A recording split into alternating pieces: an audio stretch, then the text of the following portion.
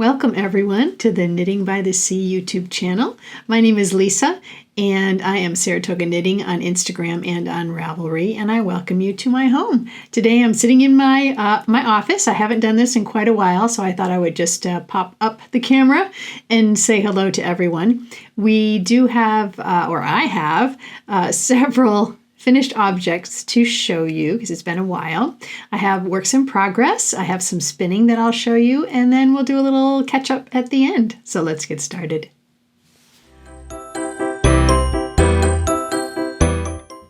Finished objects.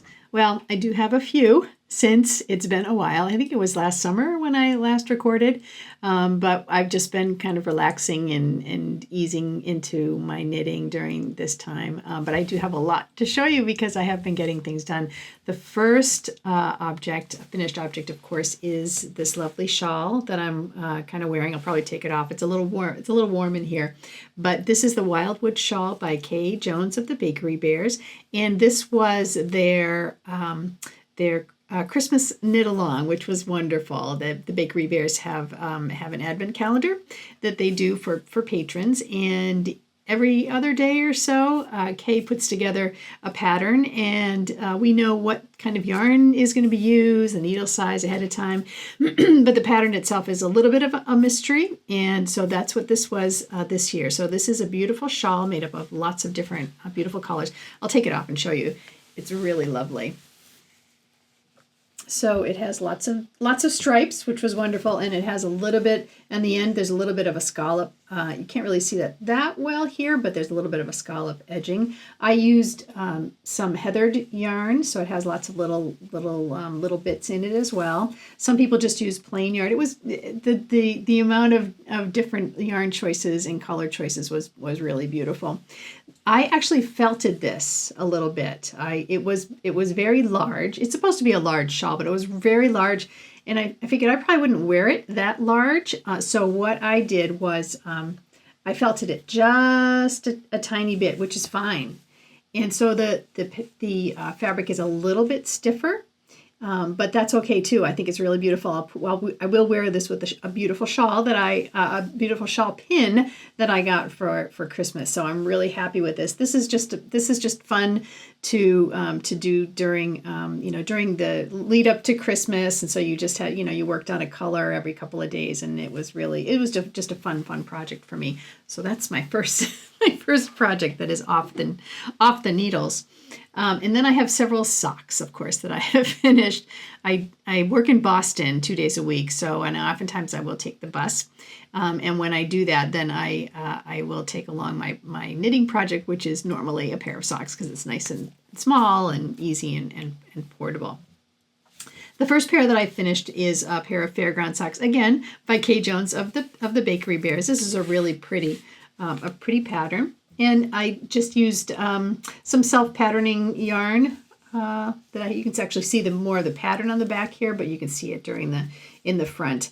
I do my toes toe up, and I will usually, when I buy a pattern, I usually just am buying it for whatever the pattern is on the toe and the heel, not so much the construction of the sock. So I always do mine toe up.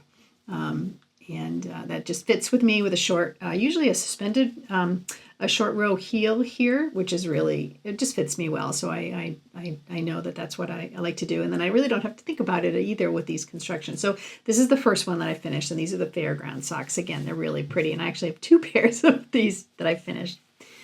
The second pair that I will show you is a pair of helical socks, which I really loved doing. This is the second pair that I have done. Now this is using a plain blue color and this self-patterning yarn here on this side as well. And I really enjoy this. There are a lot of videos out there on YouTube talking about helical knitting. I'll put a link to the one I used, which was really great and really interesting. So basically you're using 2 types of yarn, so 2 strands of yarn, and just knitting one, and then the way that you make it helical, so there isn't a direct break in where you're doing the yarn. So moving that place where you're switching yarn around the sock as you go, which is why it's called helical. And it's really fun to do. It's just a fun little technique to try if you're interested. But I'll put a link in the show notes about the video that I used for this pair. Let's see. The third pair is another pair of Fairground socks, again by Kay Jones of the Bakery Bears. And this is a pair that I used. I bought this yarn is Christmas yarn, of course. That's what it looks like. So the green and red stripes. It was a specific little box kit of Christmas yarn. Two balls of the yarn, 2 skeins of the yarn, so one for each sock. And I just really loved it. And I got this back in September when we were on vacation. I got the yarn on the Cape, so this was kind of my vacation yarn. And then I just had to start it right away when I got back. So I had these ready for Christmas, which was really a lot of fun. But again, the Fairground sock pattern, and I'll link the pattern below. But I really like the Fairground pattern. It's really an easy repeat. I think it's like maybe only a 4-row repeat, so it's very easy to memorize and really a lot of fun. Again, toe up with a short row heel on these, and these were really fun to make. And I think the last pair of socks, excuse me, that I finished. This is really pretty. I actually don't remember where I got this yarn, to tell you the truth, but it's really very pretty. So it's just just kind of a tonal blue color, but these are the smoky cable socks. And again, really, really pretty. Just a really beautiful cable pattern on the front and small cables on the side with some pearls in the middle. Really just very, very pretty. Really, really pretty. I've made this pattern before. I have this in my pattern library, and I've made this before, and I think it was a pair of some gray yarn that I used, which was really pretty as well. But I had this beautiful blue yarn. Again, I can't remember where I got this, but I thought this would work really well with this pattern, and I really enjoy it. Easy cabling, so it's cabling without a cable needle. Again, you should definitely try that. If you have not tried that technique, you should. It's life-changing if you do a lot of cables or you're afraid of cables. You don't have to kind of faff around with a cable needle when they're just 4 or 5, even 6, a 6-count cable. It's just really, it's easy to do without the cable needle, and again, it's a fun little technique to kind of have in your back pocket. But these are really, really beautiful. So I think that's all the finished socks that I have. I think. What else have I done? My next finished object is a lovely hat that I completed. This is called the Folded Hat, and again, it's by Kay Jones of the Bakery Bears. I just love her patterns, and she just puts out so many of them. So this is a lovely hat. It has a folded brim on it, so that makes the headband really super warm around your ears, and it fits really, really well. I actually made one for my husband in gray, and he's been wearing it. It's been very cold, very, very cold here, so he's really been loving it. This is very similar in the pattern to a pattern that she released last year during their advent calendar. But it's really beautiful. It's a lovely pattern. And again, it's called the Folded Hat. So it's really lovely now. And as I said before, I'll leave links in the descriptions of all the patterns that I'm talking about today. But this is really pretty, and I have been wearing this as well because, as I said, it is very, very cold. We need lots of things like this winter. The second finish out, I think you've seen this before, but I finally finished it, and I never say this right, caliometry maybe, but this was from Knitty.com years and years and years ago, and I really like this pattern, and I found it again fairly recently, and I did make one out of hand spun. So this is just some lovely hand spun, and it is a kerchief, kind of goes around your head, and it has a button clasp in the back, and the only thing I had left to do on this was to put a button on it. And our friend Yuki from Japan that came to visit us and went to Rhinebeck with us several years ago now. She had sent me 2 or 3 bags, small bags of buttons. And so I'm like, I'm going to go into my Yuki stash of buttons and pick one out. And this is the one I did. And so I finally put it together, sewed it on, did it up. So now this is ready to go. And again, this is just another really cute little kerchief. Free pattern on nitty.com, and I'll link it as well. And I've made several of these over the years, and I had just kind of forgotten about it. And so I had I had some hand spun left, and I was like, I'm gonna make one of those again. It's really, really fun. So this one is all finished as well now.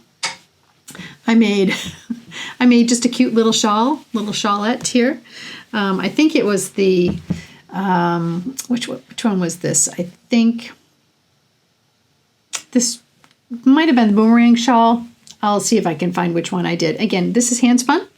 And so I think it's one of those that you just either start at one corner and I think you start and you're increasing on each side, something along that lines. But it's just a really simple, easy pattern. And again, this was with some hand spun that I had finished, and I just thought it was a really nice. It's so soft and squishy. It's perfect, perfect to around just around your neck in this type of weather that we're having here in the Northeast. So that is done. The other projects that I had were gifts, and so now that I can show you, I can finally get them out. Sophia and I, has a friend who has 2 little boys, and her mom passed away several years ago. So I try to at least make them a sweater each year. They live in Virginia. They don't really need a lot of warm weather clothing, but right at this time of the year, you can probably use it. So this is the pattern, and it is the Mellow Sunday pattern for kids. And this pattern is great. It's by Lisa Chemery, and it has sizing from like a 2-month-old up to a teenager. It's a really great value for the money on this particular pattern, and it's really cute. I love it. Just has the front. It has this patterning on it, and then the rest is just stockinette, and the same on the arms. So this I did in some burgundy.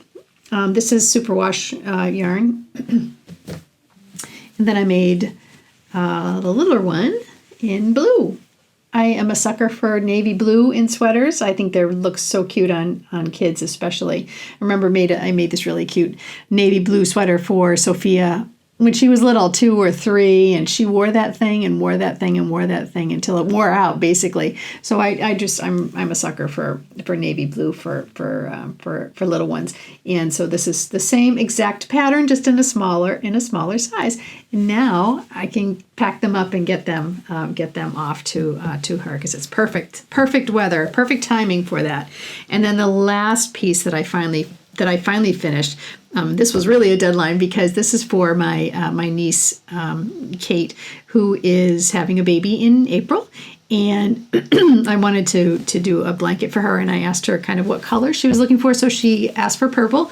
So I kind of went on a riff on that, and I decided to do a log cabin blanket. I haven't done a log cabin blanket in I don't even remember how long, but I just pulled out the Mason-Dixon knitting book, again, that I think was published back in 2000. I've had that forever and ever and ever, but they have a really cute baby log cabin. So this is what I did. And again, this is all washable yarn for her. So I kind of I got a dark purple and a light purple, and then I added in some yellow and some cream as well. And this was just, this is a great pattern. It took a while, because as the pattern instructions are, each of these different pieces, you're making a certain number of ridges, garter stitch ridges.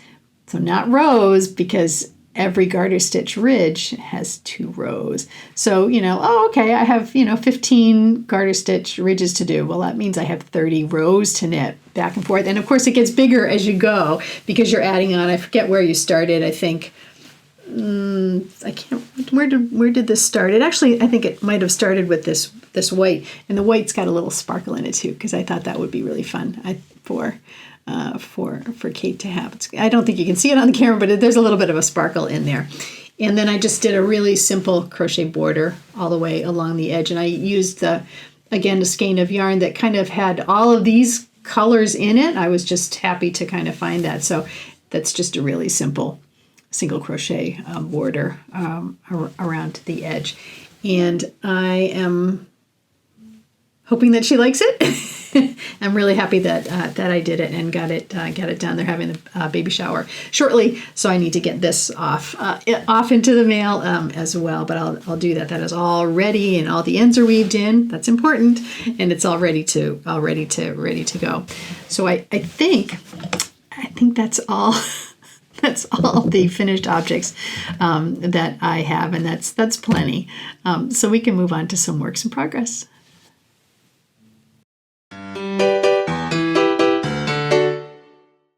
Works in progress. Socks, of course. I always have to have a pair of socks on the go. This is really fun yarn. This is from Nicole C. Mendez. I think she's in Germany, and this was her skein of Advent sock yarn this year. So the idea, of course, is to you get this before Christmas, the Christmas season, and then each day you knit one stripe of color on a sock. And I got the same skein from her last year, and then I did it again this year. And it's actually kind of fun because her colors they're not traditionally Christmas. So it's almost as if you're going to get these done and you're looking forward to spring because they're all beautiful spring colors. And again, it is self-striping yarn, as you'll see. And so I started these after Christmas. I didn't get to them before Christmas, but I'm just doing a simple slip stitch pattern starting from the toe up, and then I forget. I have a 64 stitch around, and so I'm just slipping one, knitting 7, slipping one, knitting 7, slipping one, knitting 7, and then one row of knit around. So basically, it ends up with this really lovely slip stitch pattern, and just in the front only. I do it on the foot, and then on the leg in the front. It's usually what I do with patterns. Sometimes I'll pattern all the way around the leg, but a lot of times I'll just do it on the front. And then you can see the stripe patterning here on the back. And that is one done. And I have the second on the go. And I'm not really particular about it. I didn't try to find the start, so it started exactly the same. I just, when I finished this one, I just picked up and started the second one. So these are just fun. Again, bus knitting, lunchtime work knitting. So I'll get them done. They'll be done fairly quickly, but it's not. As you can see, I have done plenty of socks, so I'm not in dire need of a new pair of socks at all. But I'm really happy. I'm really happy with these. Okay, so next I started just recently, like just was it this week maybe? I have some hand spun. I haven't done a lot of spinning. I'm trying to get back to spinning. Trying to actually think about doing it, making it a goal to try to get back to it, because I really do enjoy using the spinning wheel. But I do have some kind of random skeins of spinning. Not enough for a sweater. I could make a little shawlette or maybe a hat or something, but I have a lot of that.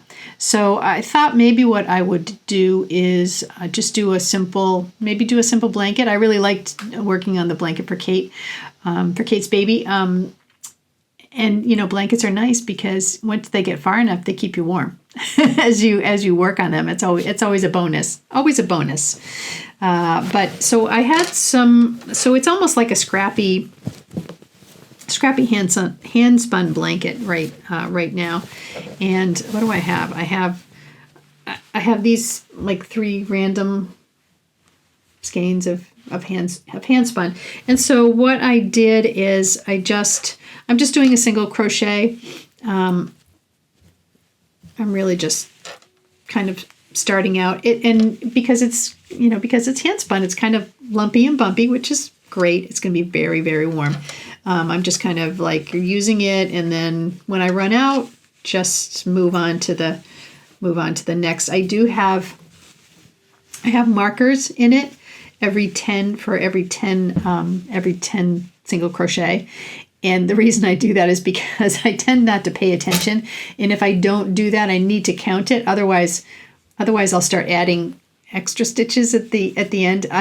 Especially on something like this, and with that particularly dark yarn. This yarn here that I'm using now, the combination, it's a little easier to see where I need to make my stitches. But with the dark, and I'll tend to skew off that way. I'm not a huge crocheter. I mean, I used to crochet more. I think when I was a lot younger, I've made granny square blankets. I can't even think about how many of them, but I don't do it quite as much anymore because I get stuck into the knitting. And there's just not enough hours in the day. There's not enough hours in the day. But I thought this was really kind of nice. It was good to just kind of use this up because I really enjoy making it and I need to do something. So it's just at the very beginning of it now. I'm also holding two strands together. So that's what's kind of making it a scrappy. So it's kind of like a bulky, scrappy blanket. And I think this will be really nice. And again, no deadline on this. I'm just going to keep kind of like poking away at it when I feel like doing a little bit of crochet, or maybe I'm a little too tired to concentrate on knitting it in the evening. And since it's just back and forth single crochet, that's pretty mindless to do. But still keeping busy and getting something done. My biggest project, which I kind of put on hold a little bit because I was working on that baby blanket and the two sweaters, but I really enjoyed it. I think I started this last summer. I think it was last summer that I started this. This is a Kate Davies pattern. It's called Tonnack, Tonnach, and it is really pretty. It is a cardigan. I don't normally knit cardigans. I'm a much more of just a pullover sweater kind of gal. But I actually liked the colors of this that she had. Then when she posted this pattern up, and I thought it was really interesting just because I haven't done something like this before. And the other piece of this is that it's color work, but it's one color per row, and you're not slipping it like you would do in mosaic yarn. So there's a lot of ends to weave in, but that's fine. When I get there, I will get there. So this is it. I'll put a picture up here because this will look like nothing. But this is it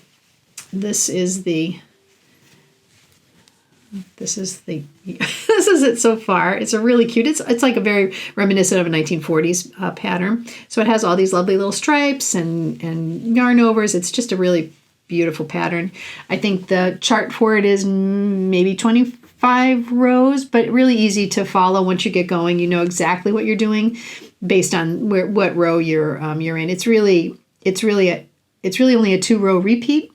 One row is pattern row, and one row is just a purl back row. So it's really only 2, but then the color changes are what make it so much fun. So I finished the back.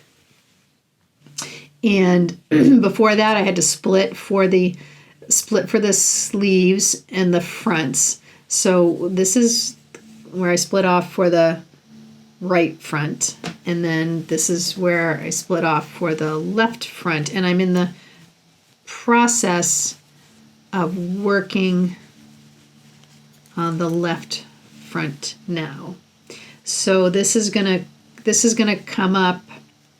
And so this is the front. This is the left front of it. So it's going to come up here, and then it will attach to the back when I get it higher enough along the shoulder. And then you'll come back and do the same on the other side. There's a collar and there's a button band that goes down the front. And it looks like a hot mess every time I pull this out. Mark's like, "What the heck?" Yeah, it just looks like a hot mess because you can see the back of it. Every single side has all these ends to weave in, because basically what you're doing is you are, and there's a couple places where you are knitting and purling and knitting and purling in the same color, but then you change the when you change the color, she tends to change the color on the purl side. So actually that makes it really nice, so that you don't see the color change. There's no purl bumps or anything when you come back to do the second color, but it's really pretty. It's got these central center decreases, which are lovely. And I think it's really interesting because as you can see, this row of white is one row, but when you're knitting it, you don't feel like you're going up and down, you're just going across. But because of the center double decrease, it pulls it up so that the pattern actually will show on it. So again, long-term project, although I'm working on it now. I'm pulling this out and I'm working on it. So I'm really enjoying this. I'm I had quite a few leftover Knit Picks yarns from a different project that I had done a couple of years ago. So I was able to kind of mix and match the colors. And so these colors pretty well match her original color design on it. And again, this pattern, so many different colors you could choose from, and people have done so many different colors, but I was really drawn to this with the little pop of red, and it's going to be a very light a light sweater. I will also have to knit the sleeves. There will be sleeves. It's not a vest at all, but there will be sleeves to knit as well. But I'm excited about this, and I'm really happy to have picked this up again, even though it's kind of like, I'll just put this away here. It's kind of messy in the bag, but that's okay. That's okay. I'm getting it done. And then the other thing that I am currently working on is some spinning. As I said, I really want to get back to try to do it on a more regular basis. I have a woolly winder, so I just took the whole thing off here. But this is the latest that I've been working on, and it is. Show you one of the bird's nest from it. It is from 6 and 7 Fiber. This was a fiber club from last year, April. It's called Shepherd, and it is Targhee combed top. And this is kind of the color of it. I'm just gonna. It's 4 ounces of this yarn. I'm going to go ahead and spin all the way through the 4 ounces, and then I'm going to ply it with a it's not mohair, but something similar to mohair, lacy mohair yarn that I have on a cone, and so I will spin that together. So that will get me quite a good bit of yardage out of it. I say this every time, but I often will do that. I often will just go ahead and spin all of my my fiber rather than spin half and then ply the 2 halves together. I'll just go ahead and spin the whole thing as a single and then ply it with a commercial yarn. Sometimes a lace weight yarn, sometimes with a fingering weight commercial yarn, but it kind of gives you more bang for your buck, and as far as your spinning goes, unless you're planning on just a spinning project and you have enough to do that with. But I often will do that, and I'm really happy with doing that. And I think I just finished half of it, so I finished half of that, and then I have, as a Christmas gift to myself this year, I ordered two, is this 4 ounces? I think so, 2 4 ounces bags of fiber from Kingdom Fleece Fiber Works. And it is Romney, Finn, and Shetland, and it's based off of the movie The Christmas Chronicles, which is really fun. So you just told her you wanted 1, 2, 3, or 4 bags, and she picked out the colors for you. So I got a bag of this and a bag of this color here. So these would be really fun. Now I may take these and spin them out and then spin them to, ply them together. I don't know yet, but I have these to look forward to now when I'm done with what I'm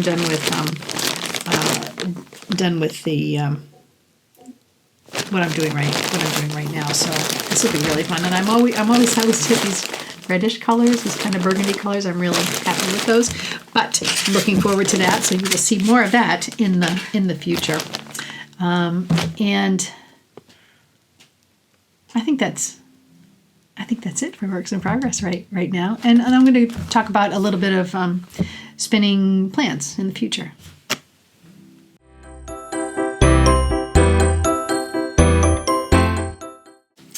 upcoming plans. So I think I have, well, I know I have a couple of things that I'm going to be working on. One of them is called the Stillhouse Vest by Thea Coleman. And it's a really beautiful cabled vest, pullover vest, so no sleeves. That's good for me. And again, I'll put a picture of it up here. I have some vintage chunky Barocco yarn that Sophia actually purchased for a project that she never used, and so she gave it to me. So I think I'm going to use this and combine it with this really pretty mohairy lace weight. We'll see how that goes. I'll test that out and see how that looks together. But that's what I'm planning to do, and so that's a nice big chunky knitted vest that I'm going to be doing. The other two projects that I have to cast on, I did ask for Christmas, and I was able to get them. The first, I don't even know how to say this, Aglyphila mitts by Kate Davies. They're a pair of really beautiful black and white mitts, color work. And so I had Mark and Sophia ordered me the yarn from the Woolly Thistle. It's Jamieson and Smith Shetland.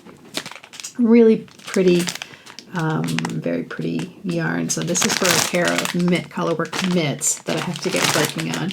And the second is for, and this is called the Peery Fleurs hat. Yeah, Peery Fleurs hat. And again, this is a colorwork hat by Kate Davies. And this is all the yarn. Again, we got it from the Woolly Thistle, and this is Jamieson and Smith jumper weight yarn for me for this. So these are all ready to go. You notice I haven't even opened the packages yet. I needed to get through all of my knitting that I was involved in and getting that done. So I will be starting those at some point. And I was just going to give you an update again. I kind of just try to show this. I don't work on this very often, but it's a cross stitch piece based on Egypt, and I do pull it out every now and again, and I have gotten a little bit more done.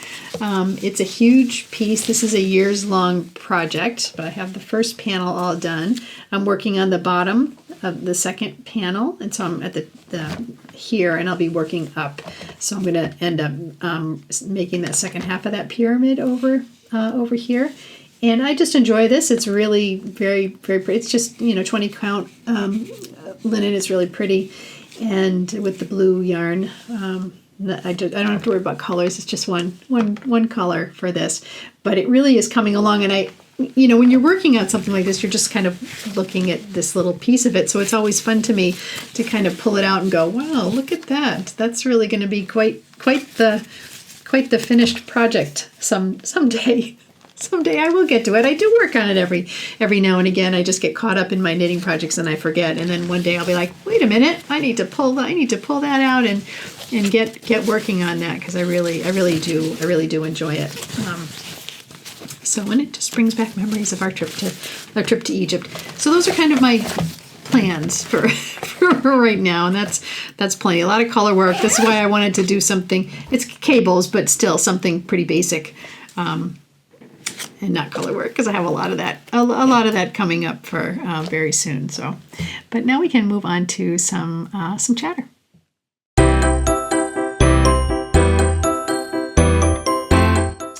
So here's a little bit of chatter, just to kind of catch you up as to what's been happening here.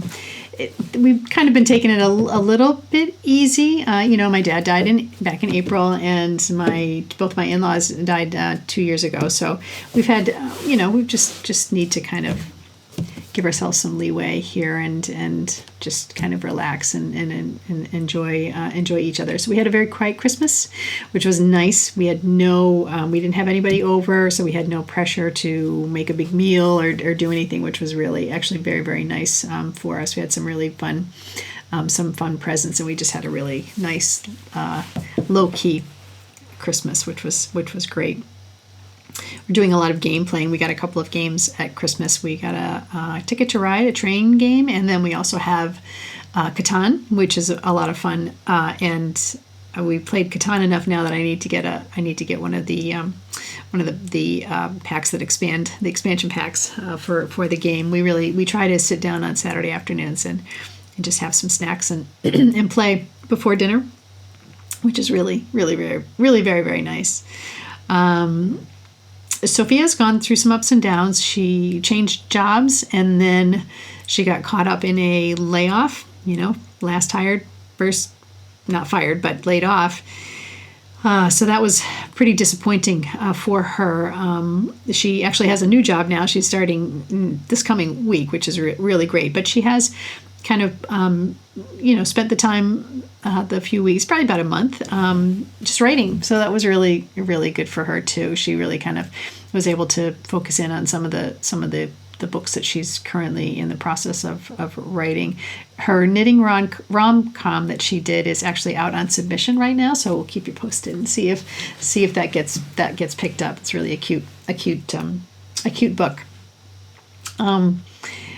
We also been pretty busy because we have had a lot of work done on the house this fall, which we just needed. It's just a lot of things that we needed to do. And once you get going on that, you're like, well, we got all this stuff going on. Might as well do the next piece of it. We have an extremely, extremely tiny kitchen, but the floor was just this old linoleum. It was a mess, and we ended up replacing that with just some pergola wood. So we had that done. But in order to do that, we had to have one of the radiators removed. So, we have a very old house. This house was the building was built in 1750 and then converted into a residence in 1850. The radiators have not been here since 1850, but they've been here for a long time. So we had to have plumbers come in and remove that radiator and close that one off in order to redo the floor. So that was quite the project. So we had that done, and then when we had our bedroom painted, we have had all the floors refinished. I don't know, probably several years ago now. I don't know, 3 or 4 years ago now. We didn't do our bedroom at that time, so that's the piece that needs to be done now. So we got our bedroom painted, and we're going to have the floor redone in a couple of weeks in the bedroom. So that's another thing coming up. We had to have the chimney, one of our chimneys, reworked, basically recovered. They put the cement, I don't even know what it is, but they put this cement stuff over all the old brick, and some of that had been leaking into Sophia's bedroom. And not leaking like pouring water in or anything, but moisture was getting in. So the wall in her office that is right up, that basically is that chimney, was peeling, and there was just too much moisture in there. So we had to have the masons come, and they redid the chimney, which is great. And then once that was done, then we had to have that wall in Sophia's room fixed. So we had that done. And when the masons were here, they also, our cellar is not a crawl space, but it's not a real full cellar. It's really just, an old a dirt floor, which we've had cement put on, kind of. And we had, there was a space on one side where we still had needed some work with the wall. The walls are really just rocks. So basically, I think the water used to come up. So this basically used to be close to the harbor because it was a warehouse. So the walls are really not walls; they're just big rocks. And so one of those areas needed to be redone. So the masons came and redid that at the same time as well. Then we also had we found a company that would come in and look at all of our windows and repair the windows. The windows are very old. Some of them still have the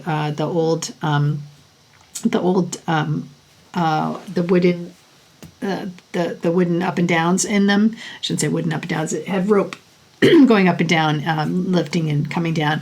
Some of it was metal, but all of that really was very, very old. I don't know when they were last done. I want to, could be the 30s, could be the 50s, sometime like that. But, ideally you'd want to come into a home and get all new windows. It's very difficult in a town like Marblehead to get permission to do new windows.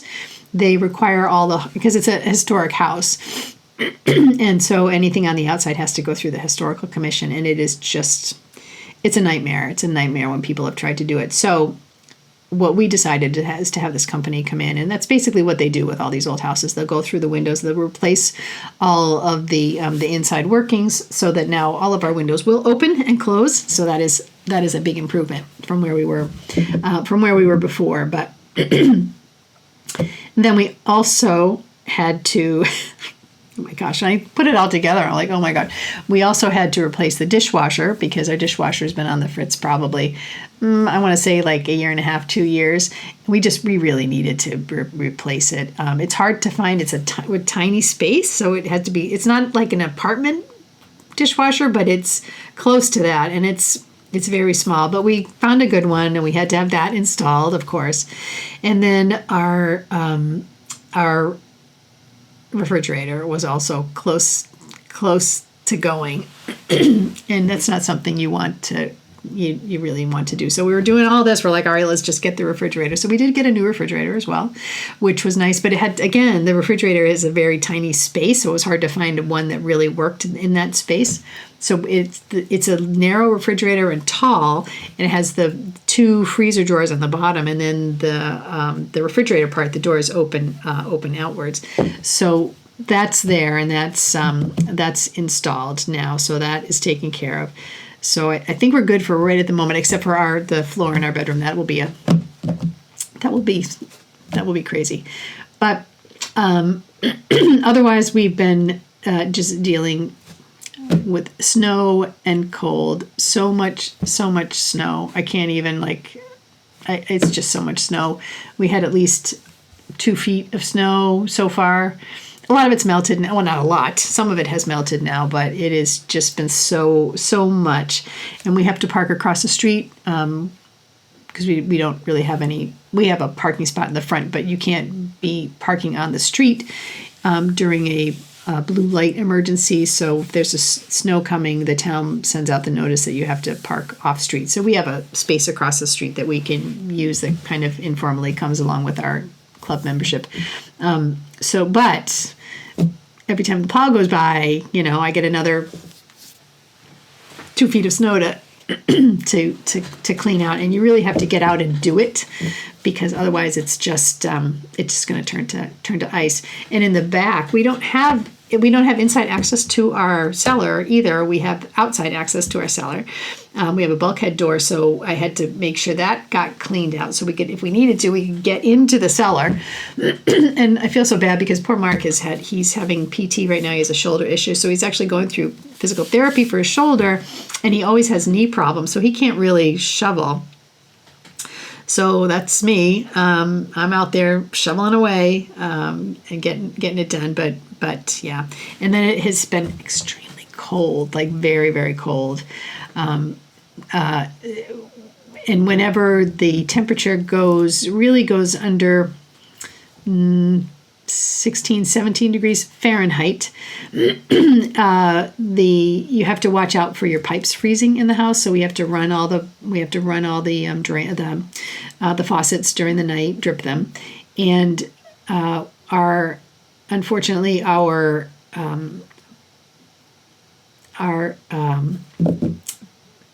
piping for the washing machine is against an outer wall. So when it gets really cold, I have to get up. Somebody has to get up and run the washing machine during the night, or the pipes could potentially freeze, and we don't want that to happen. So when it gets below 16 or 17, I'll get up once a night to do it. When it gets below 10, I have to get up 2 times a night. So we had a slew of that where I was basically getting up either once or twice a night. It felt like having a newborn. I was so tired. I was just kind of like walking in a zombie state during the day. Yeah, it was tough. I think we're actually moving into a little warmer now. So if it's a 20, I'm like, whoo, I am good. It's been that way probably for like 4 nights now. So I've had a full night's sleep. It's beautiful. It's just beautiful. I mean, people say, why can't you just insulate them? Well, we can't really get to those pipes because when we first moved in, the air was just coming up through the floor from the cellar.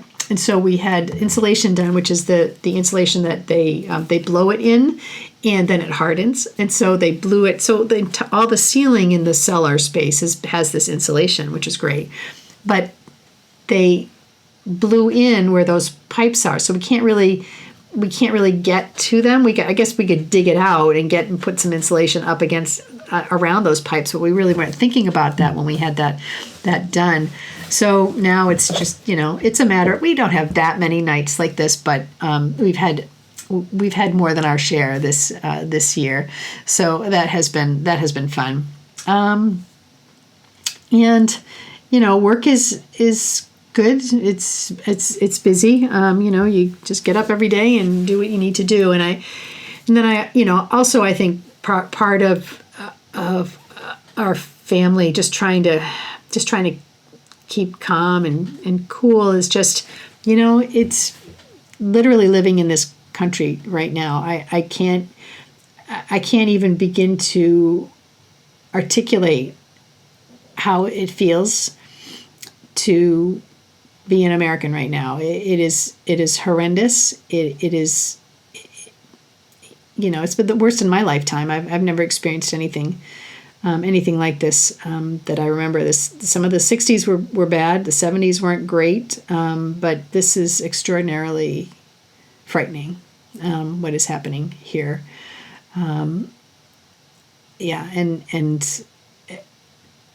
to live in the midst of it is crazy. You cannot turn on the news.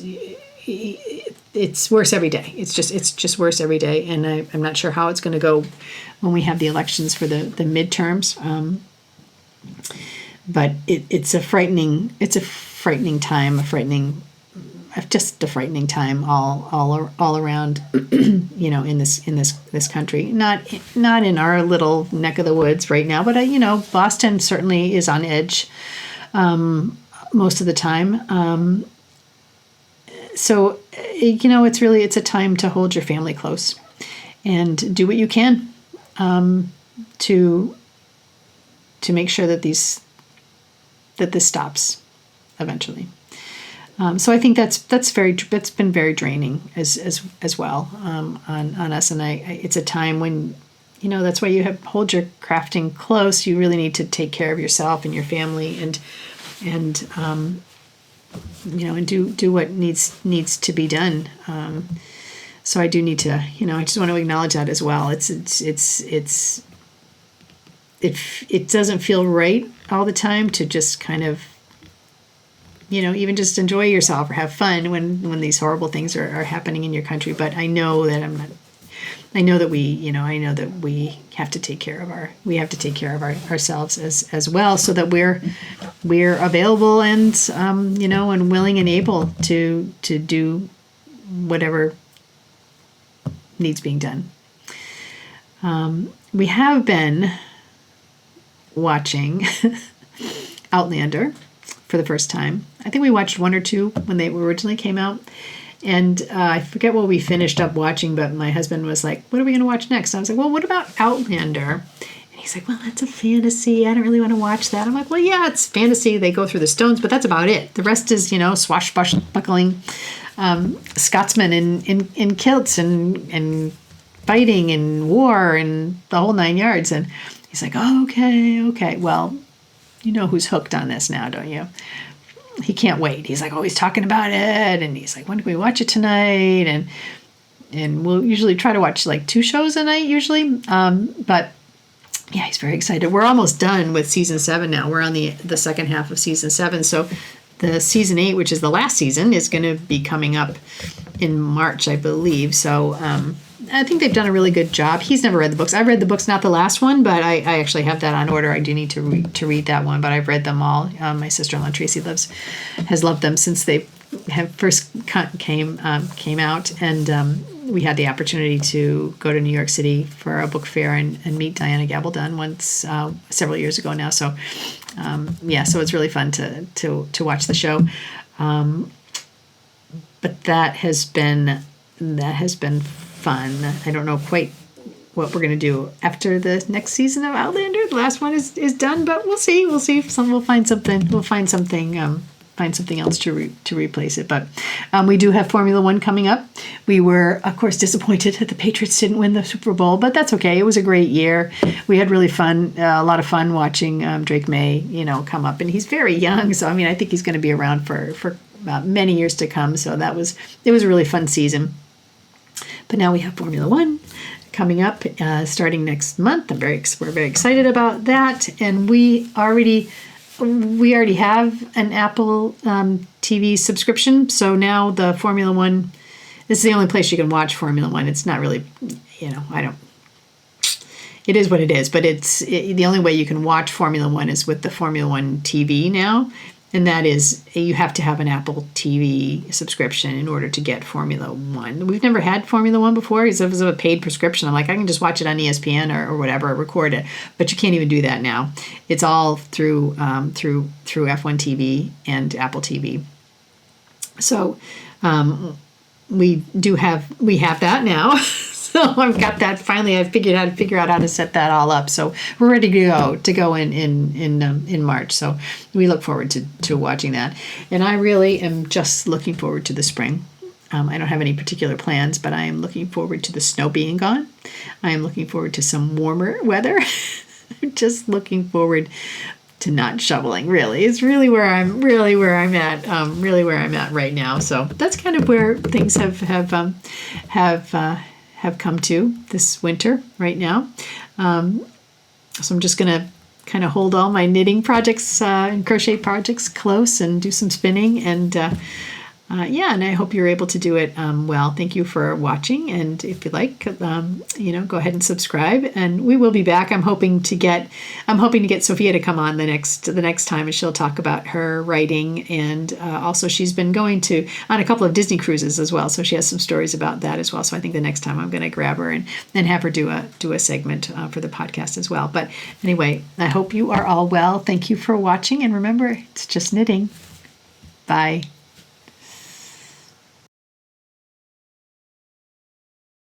Hi, everyone. I am just finishing up editing the podcast today, and I did want to come on and just talk a little bit about Dan of the Bakery Bears. I've mentioned the Bakery Bears over and over and over again in this podcast and every podcast. Kay is a prolific designer, and I love all of her. I love all of her projects, all of her patterns that she puts out there. And Sophia and I have been watching the Bakery Bears since they first started back in 2014. And we very unfortunately found out that Dan actually passed away this past week. We knew he was sick. He's had, he's had bouts of cancer before, and then he had another bout this time, and he unfortunately did not survive this one. So it is a hole in our heart. Bakery Bears, Mrs. Bakery Bear was one of the first projects that I ever gave Sophia to knit, and Mrs. Bakery Bear came with us on all of our trips to Japan and to Egypt. So we carry the Bakery Bears pretty much everywhere we traveled. We feel as if they are friends of ours. Sophia had the opportunity to do a podcast episode with them when she was in Japan, and she also was a participant in one of the Advent calendar programs that they put out a few years back. And I feel heartbroken. I feel, as I said, I really feel like we've lost a friend in Dan, and I want to hold Kay and their daughter Bryony close, and just acknowledge the fact that they were so much of a part of our lives, and we really are heartbroken by this news this week. Thanks.